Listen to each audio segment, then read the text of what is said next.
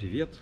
Я решил записать для вас видео, рассказать о том, как мы получали компенсацию от правительства Тайваня за карантин.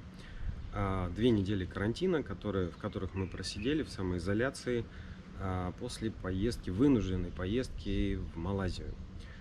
Если кто не помнит, я могу напомнить, нам пришлось в конце марта выезжать для продления виз, и, соответственно, по прилету мы обязаны были просидеть дома в самоизоляции, в полной самоизоляции 2 недели, 14 дней.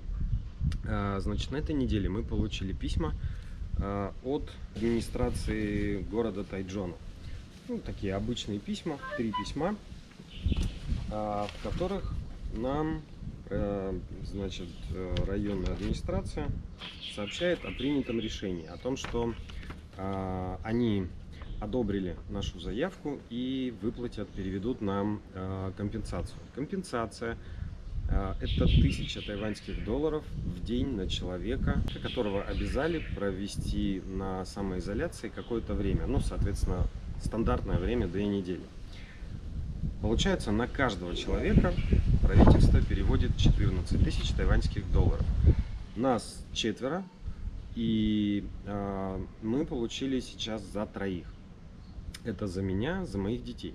Потому что нужно на взрослого иметь открытый счет в банке. А так как у нас RSC есть только у меня, соответственно, счет я могу открыть только свой.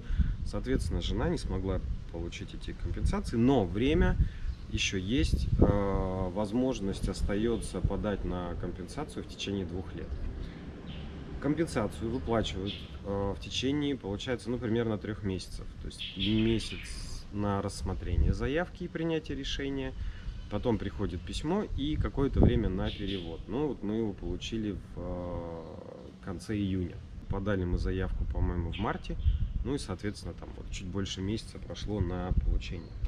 И что нужно, какие документы нужно собрать для того, чтобы получить эту самую компенсацию? Самая главная бумажка, которая дает право на эту компенсацию, это вот этот желтый лист, который нужно заполнять каждый день, свое самочувствие, температуру и прочее. Ну, тут несложно, в общем-то, разобраться даже не знающему человеку язык. Тут есть еще и перевод на английский.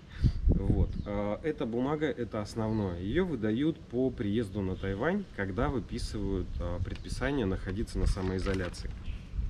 Вот ее нужно заполнять, ее нужно сохранить, потому что это основной документ, который позволит получить компенсацию. Нужно сделать его копию, потому что копия остается в департаменте, а оригинал оставляют у заявителя. Значит, заявление. Еще один документ, это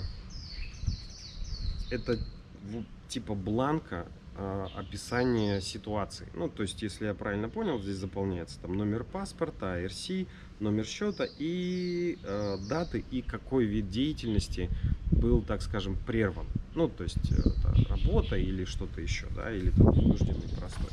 Соответственно, нужна копия паспорта, нужна копия банковской книжки для того, чтобы куда переводить эти средства. Вот. И еще один документ, это к которому все это приклеивается. Ну, собственно, здесь и написано, да, прикрепите здесь вот данные по паспортные данные и данные банковского счета, куда переводить. Вот. И, в общем, все. Подача документов очень простая. Это, я так понимаю, делается всегда в районной администрации. Приходишь, подаешь, там буквально минут, наверное, 15 у нас все заняло. Ну, понятно, что трудности коммуникации, естественно, будут. И нужен кто-то, говорящий на тайском языке, чтобы это все, во-первых, оформить. Есть на сайте Disease Control бланки на английском языке. Есть где-то здесь среди этих документов указание, что за обман следует жестокое наказание, поэтому нужно отнестись аккуратно, заполнить, отнестись к этому делу серьезно. В принципе, можно прийти в саму администрацию и заполнить при них, потому что писать, ну, как бы тут писать не очень много, это не очень сложно. Вот, так что, если кому-то придется выезжать с Тайваня, я думаю, в ближайшее время это правило будет продолжать действовать по карантину обязательному по приезду. И я так понимаю, что тайваньское правительство не будет отменять, да, вот эту вот штуку по компенсации, чтобы не провоцировать людей нарушать этот самый карантин. Соответственно, скорее всего, все это будет. И вот имейте в виду, если кому-то понадобится куда-то ехать, что и как делать. Всего доброго.